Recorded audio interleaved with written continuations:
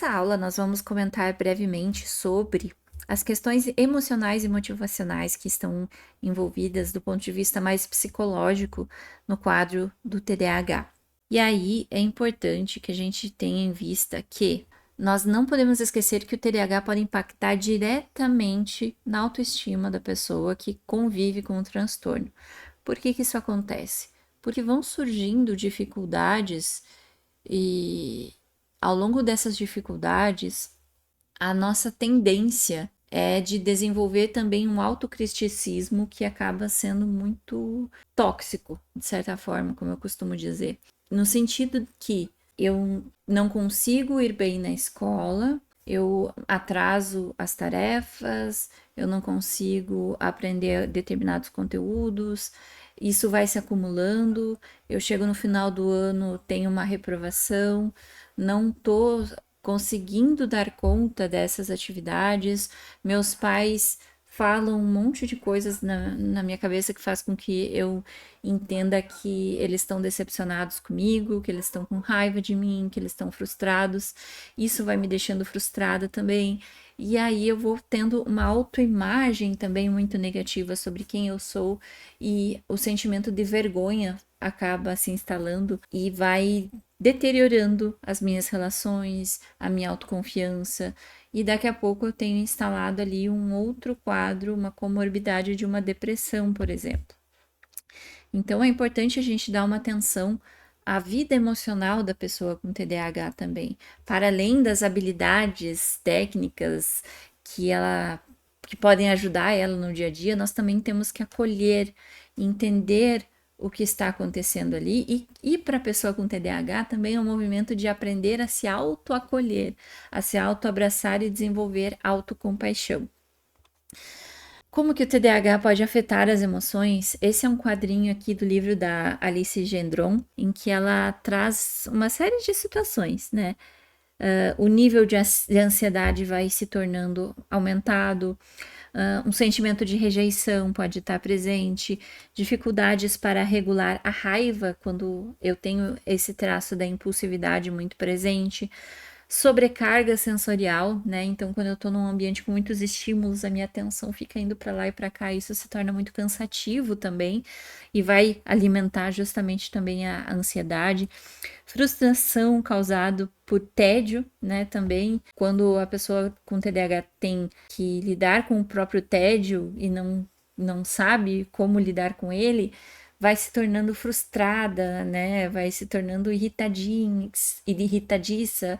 Uh, a paixão fulminante que surge em alguns momentos, assim, por interesses que a pessoa mergulha num hiperfoco e a empolgação extrema que daqui a pouco pode passar. Então, eu me empolgo muito com uma atividade que eu vou fazer e começo, hoje eu quero tirar para fazer uma faxina na minha casa, né? Então, vou começar com tudo, boto uma música ali, mas chega um momento em que essa empolgação baixa e, meu Deus, eu tô muito entediada, não quero mais fazer isso, né? Isso é muito comum no TDAH, essas variações.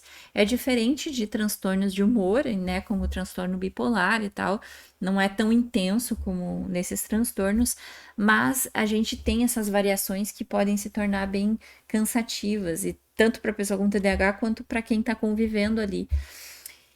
E aí é importante reforçar que o TDAH não é força de vontade, não é uma questão de querer, é uma questão de como fazer, né? De encontrar as tábuas motivacionais para desenvolver uma atividade.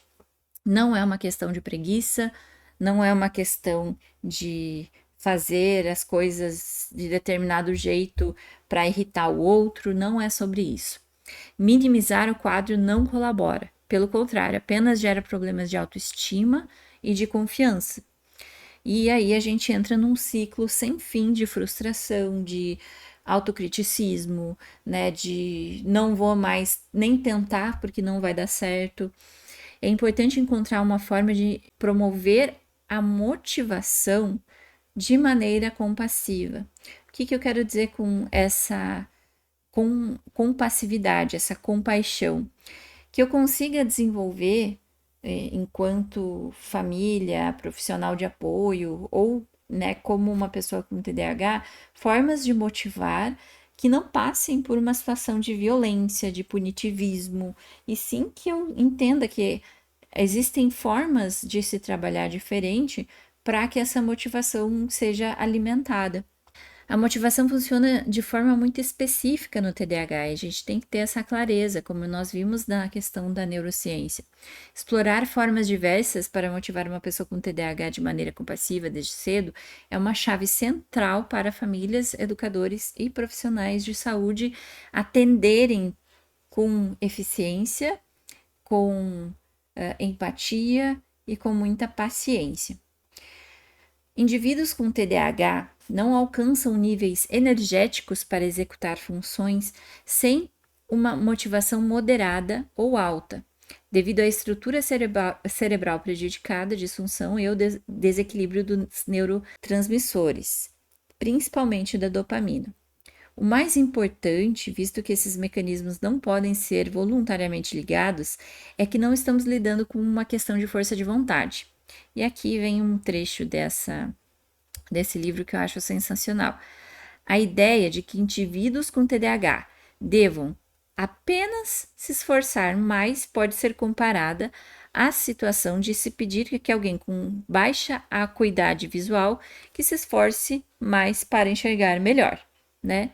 Então, você não diz para uma pessoa com miopia que ela se esforce mais para enxergar as coisas, porque a gente sabe que isso não vai dar certo, que o olho dela não vai milagrosamente começar a enxergar tudo com a maior nitidez, só porque eu tô dizendo que ela tem que ter força de vontade, não é a vontade dela que tá ali.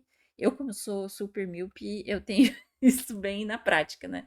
Como eu queria enxergar com bastante nitidez, mas eu preciso de um recurso específico. No meu caso, é a lente de contato que eu estou usando agora, ou um óculos.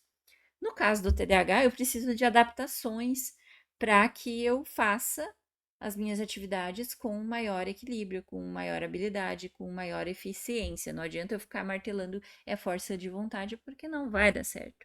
E isso só vai gerar aqueles problemas de autoestima que vão minar todo o trabalho que eu tenho, né? Que vão deixar essa pessoa cada vez mais excluída, cada vez mais retraída, e não vai realmente auxiliar em nada.